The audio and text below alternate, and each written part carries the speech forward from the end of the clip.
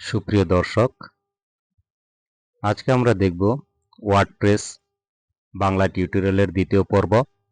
গত পর্বে আমি দেখিয়েছি কিভাবে আপনারা ওয়ার্ডপ্রেস সফলভাবে পিসি অথবা ল্যাপটপে ইনস্টল করবেন। যদি সেই ভিডিওটি আপনারা না দেখে থাকেন তাহলে এই ভিডিও ডেসক্রিপশন বক্সে সেই ভিডিও লিঙ্কটি দেওয়া থাকবে, সেখান থেকে আপনারা দেখে নেবেন কিভাবে আপনারা সঠিকভাবে পিসি বা ল্যাপটপে ওয়ার্ডপ্রেস ইনস্টল করতে পারেন। তো চলুন শুরু করা যাক। শুরুর পূর্বে আমাদেরকে এই এক্সামস সফটওয়্যারটি ওপেন করতে হবে। ওপেন করার পর আমরা এখানে অ্যাপাচি এবং মাইস্কোয়াল এই দুটোকে স্টার্ট করে নিব। স্টার্ট করে নেবার পর মিনিমাইজ করে রাখলাম। এরপর আমরা সরাসরি চলে যাব আমাদের ওয়েব ব্রাউজার। আমাদের ওয়েব ব্রাউজারে চলে যাওয়ার পর আমরা জাস্ট এখানে ইউআরএলটা লিখব, local host WordPress wp admin। লেখার পর আমরা এন্টার প্রেস করব। তো আপনারা দেখতে পাচ্ছেন আমরা ওয়ার্ডপ্রেসের ড্যাশবোর্ডে চলে এসেছি। এটি হচ্ছে ওয়ার্ডপ্রেসের ড্যাশবোর্ড।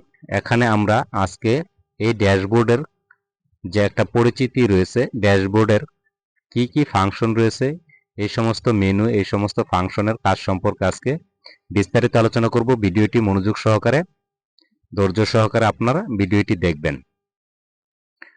এখানে আমরা প্রথমত ড্যাশবোর্ডের হোম সেকশনে আছি। এই হোম সেকশনে মূলত আমাদের এইরকম ইন্টারফেস শো করে। এর পরবর্তীতে আমাদের যে আপডেটস লেখা রয়েছে, জাস্ট আমরা যদি এই আপডেটসে ক্লিক করি, এই আপডেটসে ক্লিক করার পর আমরা এখানে আমাদের ওয়ার্ডপ্রেসের ভার্সনটি দেখতে পারবো। বর্তমানে আমাদের ওয়ার্ডপ্রেসের ভার্সন হচ্ছে 6.7.1। তো আমাদের নতুন যদি কোনো ওয়ার্ডপ্রেসের আপডেট আসে তাহলে আমরা এখান থেকে আপডেট করতে পারবো। জাস্ট চেক এগেইনে আমরা যদি ক্লিক করি তাহলেও আমরা দেখতে পারবো যে ওয়ার্ডপ্রেসের নতুন কোনো ভার্সন আছে কিনা। থাকলে আমরা এখান থেকেই অটোমেটিক ইনস্টল করতে পারবো। এর পরবর্তীতে যে সেকশনটি রয়েছে এটা হচ্ছে পোস্ট। এই পোস্টের আন্ডার রয়েছে all post, add new post, category এবং ট্যাগস। এই অল পোস্টে যদি আমরা ক্লিক করি তাহলে এখানে আমরা ওয়ার্ডপ্রেসে যতগুলো পোস্ট করব সমস্ত পোস্ট এই জায়গায় আমরা দেখতে পাবো। এরপর আমাদের যে সেকশনটি রয়েছে সেটি হচ্ছে অ্যাড নিউ পোস্ট। এই অ্যাড নিউ পোস্ট যদি আমরা ক্লিক করি এখান থেকে আমরা নতুন একটা পোস্ট অ্যাড করার জন্য আমরা পেয়ে যাব। এখান থেকে আমরা নতুন একটা পোস্ট করতে পারবো আমাদের ওয়ার্ডপ্রেসে। আর এটি হচ্ছে ক্যাটাগরি স্পেস। তো এই ক্যাটাগরিসে যদি আমরা ক্লিক করি এখানে আমাদের আনক্যাটাগরাইজড একটা অটোমেটিক ডিফল্ট ভাবে করা থাকবে। বাকিগুলো আমরা এখান থেকে নতুন করে একটি করে ক্যাটাগরি ক্রিয়েট করতে পারবো, ক্যাটাগরি স্ল্যাগ দিতে পারবো এবং এই ক্যাটাগরি যদি অন্য কোনো ক্যাটাগরির আন্ডার আমরা রাখতে চাই সেটাও সিলেক্ট করে দিতে পারবো। এখানে জাস্ট আমরা ক্যাটাগরির ডেসক্রিপশনটা লিখে অ্যাড নিউ ক্যাটাগরিতে ক্লিক করলে আমাদের নতুন একটা ক্যাটাগরি ক্রিয়েট হয়ে যাবে। ওয়ার্ডপ্রেসে ক্যাটাগরি গুরুত্বপূর্ণ ভূমিকা পালন করে থাকে। যদি আমরা কোনো ব্লগিং সাইটও তৈরি করি সেই ক্ষেত্রে আমাদের বিভিন্ন ধরনের পোস্ট বিভিন্ন ক্যাটাগরিতে ভাগ করে রাখতে হয়। সো আমরা এখানে যত খুশি তত পোস্ট অনুযায়ী আমরা পোস্টের ক্যাটাগরিগুলো করে নিতে পারবো। এর পরবর্তীতে রয়েছে ট্যাক্স সেকশন। এই ট্যাক্স সেকশনে আমরা ক্যাটাগরির মতো এই জায়গায় নতুন নতুন ট্যাগও অ্যাড করে দিতে পারবো। এর পরবর্তীতে যে সেকশনটি রয়েছে মিডিয়া। মিডিয়া থেকে লাইব্রেরি। এই লাইব্রেরিতে আমরা যতগুলো মিডিয়া বলতে বোঝাচ্ছে এখানে আপনার ইমেজ, ভিডিও, অডিও, এই সমস্ত জিনিস আমরা যদি আপলোড করি আমাদের ওয়েবসাইটে আমরা এখানে এই মিডিয়া লাইব্রেরিতে দেখতে পাবো। Add new media file. এই সেকশন থেকে আমরা মূলত এখান থেকে মিডিয়াগুলো সিলেক্ট করে আপলোড করতে পারবো। এর পরবর্তীতে যেটি রয়েছে পেজেস। পেজেস থেকে অল পেজেস রয়েছে। এই অল পেজেসে আমাদের যতগুলো পেজ প্রয়োজন হবে আপনারা জানেন আমি জাস্ট দেখাচ্ছি, এখানে একটি ওয়েবসাইটে ঢুকতেছি আমি। জাস্ট আমরা যদি এখান থেকে একটা ওয়েবসাইট জাস্ট আপনাদের দেখাচ্ছি, জাস্ট এই যে এখানে যে দেখতে পাচ্ছেন আপনারা, জাস্ট এগুলো এক একটা পেজ, এরকম এক একটা পেজ এখানে দেখতে পাচ্ছেন, এগুলো হচ্ছে এক একটা পেজ। তো এই পেজের আন্ডারে আমরা বিভিন্ন জিনিস রাখি। তো এরকম ভাবে ঠিক আমরা ওয়ার্ডপ্রেসেও বিভিন্ন ধরনের পেজগুলো আমরা এখানে ক্রিয়েট করতে পারবো। এখানে অ্যাড নিউ পেজ রয়েছে, এখানেও অ্যাড নিউ পেজ রয়েছে, দুটোর একই কাজ। আমরা এখান থেকেই পেজগুলো অ্যাড করতে পারবো। যদি আমরা কমেন্ট সেকশনে যাই, এখানে আমাদের ওয়েবসাইটে যারা যারা কমেন্ট করবে সেই কমেন্টগুলো আমরা এখানে দেখতে পাবো, এবং কমেন্টগুলো ইচ্ছা করলে অ্যাপ্রুভ করতে পারবো, কমেন্টের রিপ্লাই দিতে পারবো এখান থেকে। অথবা এই কমেন্টকে স্প্যাম হিসাবে যদি আমরা গণ্য করি, তাহলে সেই ইউজার আর কখনো আমাদের এই ওয়েবসাইটে কমেন্ট করতে পারবে না। এবং ট্রাশ নামে যে বাটনটি দেখতে পাচ্ছেন, এখানে যদি ক্লিক করি তাহলে আমাদের এই কমেন্টটি মুছে যাবে। এরপর যে অপশনটি রয়েছে সেটি হচ্ছে অ্যাপিয়ারেন্স। অ্যাপিয়ারেন্স থেকে আমাদের থিমস, এখানে গেলে আমরা নতুন একটা থিম, অ্যাড নিউ থিম, এই জায়গায় ক্লিক করে আমরা নতুন একটা থিম অ্যাড করতে পারবো। এখান থেকে সার্চ করে আমরা অ্যাড করতে পারবো, অথবা আমরা আপলোড থিমে ক্লিক করে চুজ ফাইলে ক্লিক করে নতুন একটা থিম ইনস্টলেশন করতে পারবো। এর পরবর্তীতে যে অপশনটা রয়েছে সেটা হচ্ছে এডিটর। এডিটরের সাহায্যে আমরা আমাদের যে ওয়েবসাইটটা রয়েছে, জাস্ট এই ওয়েবসাইটটা দেখতে কেমন হবে সেই বিষয়ে আমরা এডিট করতে পারবো। এটা হচ্ছে আমাদের এডিটরের কাজ। এখান থেকে নেভিগেশন। নেভিগেশন হচ্ছে মূলত আমরা যেটাকে মেনু বার বলি, সেটাই হচ্ছে নেভিগেশন। এখানে আমরা দেখতে পারবো, এখানে সকল প্রকার পেজেস রয়েছে, এখানে স্টাইল নামে ফাংশন রয়েছে। হ্যাঁ, এখান থেকে আমরা স্টাইল, ফন্টের স্টাইলগুলো, কালারগুলো এখান থেকে আমরা চুজ করে দিতে পারবো। পরবর্তী ভিডিওতে আমি ধীরে ধীরে এগুলো সবগুলো যখন পোস্ট করব আপনাদের দেখিয়ে দিব। এরপরে প্লাগইন সেকশন, ঠিক এরকমই ইনস্টলেড প্লাগইন, যতগুলো প্লাগইন ইনস্টল করা থাকবে আমরা এখানে দেখতে পারবো। অথবা অ্যাড নিউ প্লাগইনে যদি আমরা ক্লিক করি, এখান থেকে আমরা প্লাগইন সার্চ করেও ইনস্টল করতে পারবো, অথবা আপলোড প্লাগইনে ক্লিক করে থিমের মতো এখান থেকেও আমরা প্লাগইন ইনস্টল করে নিতে পারবো। এর পরবর্তীতে ইউজার্স, যদি অল ইউজার্সে ক্লিক করি তাহলে আমাদের এখানে যতগুলো ওয়েবসাইটের ইউজার থাকবে আমরা তাদেরকে দেখতে পাবো। এখান থেকে আমরা নিজেরা একটা ইউজার ক্রিয়েট করে দিতে পারবো, এবং প্রোফাইল সেকশন থেকে আমরা ইউজারের প্রোফাইলগুলো দেখতে পাবো। এরপর রয়েছে টুলস। টুলসের ভেতর আমাদের অ্যাভেলেবল টুলস, এখান থেকে যেহেতু আমরা এখনো কোনো প্লাগইন ইনস্টল করিনি, টুলসে অনেক কিছু আসেনি। এরপর আমাদের যে ইম্পোর্ট অপশনটি রয়েছে, এই ইম্পোর্ট অপশনে জাস্ট আমরা আমাদের অন্যান্য যে প্ল্যাটফর্ম রয়েছে ব্লগারের, অথবা থাম্বনেইল, অথবা অন্য একটা ওয়ার্ডপ্রেস, এই সমস্ত পুরাতন ওয়েবসাইট থেকে আমরা যদি পোস্টগুলো চাই তাহলে সেটা আমরা ইম্পোর্ট করে নিতে পারবো নতুন একটা ওয়েবসাইটের। আর পরবর্তীতে রয়েছে এক্সপোর্ট। আমাদের ওয়েবসাইটের কন্টেন্টগুলোকে আমরা যদি ব্যাকআপ নিতে চাই তাহলে আমরা এখান থেকেও কন্টেন্টগুলো এক্সপোর্ট করে এক্সপোর্ট ফাইল হিসেবে রাখতে পারবো। এখানে রয়েছে সাইট হেলথ, আমাদের সাইটে কোনো সমস্যা আছে কিনা জাস্ট আমরা এখানে একটা ক্লিক করলে আমরা দেখতে পারবো যে আমাদের সাইটে কি কি ধরনের সমস্যা আছে এবং কিভাবে আমরা এগুলো সমাধান করতে পারবো।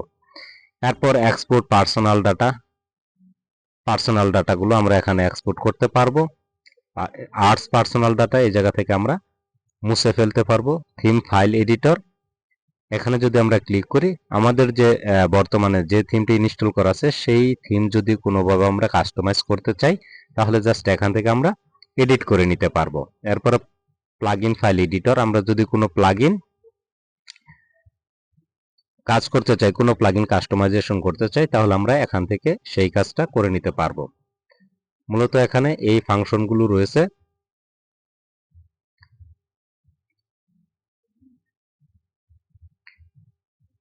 এর পরবর্তীতে আমাদের যে ফাংশনটি রয়েছে সেটা হচ্ছে সেটিং থেকে জেনারেল সেটিং এ আমাদের যে ওয়েবসাইটের টাইটেল, জাস্ট আপনি যদি এই ওয়েবসাইটটা লক্ষ্য করেন দেখতে পাচ্ছেন এখানে সবার উপরে লেখা রয়েছে discover and download free images.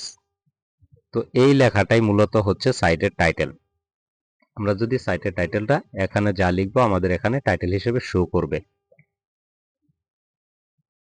তো ট্যাগলাইন হচ্ছে আমাদের একটা লোগোর নিচে আর একটা স্লোগান থাকে, সেটাই হচ্ছে আমাদের ট্যাগলাইন। এখন সাইটের যে আইকন রয়েছে, জাস্ট আপনি এই ওয়েবসাইটে লক্ষ্য করলে দেখতে পাবেন PX লেখা।